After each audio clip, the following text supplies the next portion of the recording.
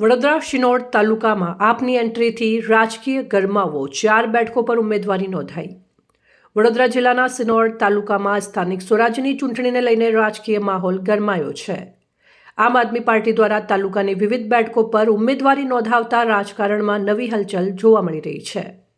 સિનોર તાલુકામાં આમ આદમી પાર્ટી દ્વારા કુલ 4 બેઠકો પર ઉમેદવારોના ફોર્મ ભરાયા છે, જેમાં તાલુકા પંચાયતની ઉત્તરાજ, પુનિયાદ અને કુકસ બેઠકો તેમજ જિલ્લા પંચાયતની સિનોર બેઠકનો સમાવેશ થાય છે.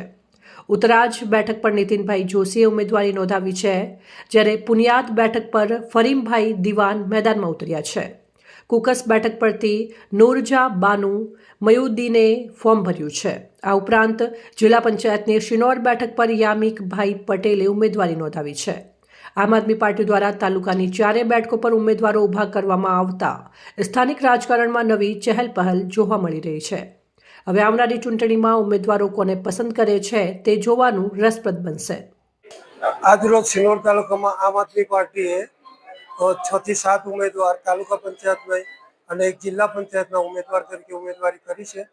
આમ આદમી પાર્ટી ખેડૂતોના હોય, ખેત મજૂરના હોય કે પશુપાલકના હોય કે રોડ રસ્તા ગમે તે કે ભ્રષ્ટાચારની હોય તો આજ સુધી સાથે રહી છે રહેશે એવી અપેક્ષા સાથે આજે અમારા ઉમેદવારી કરી છે. રિપોર્ટ પ્રવીણ વસાવા, સંબંધ ભારત ન્યૂઝ, સિનોર, વડોદરા.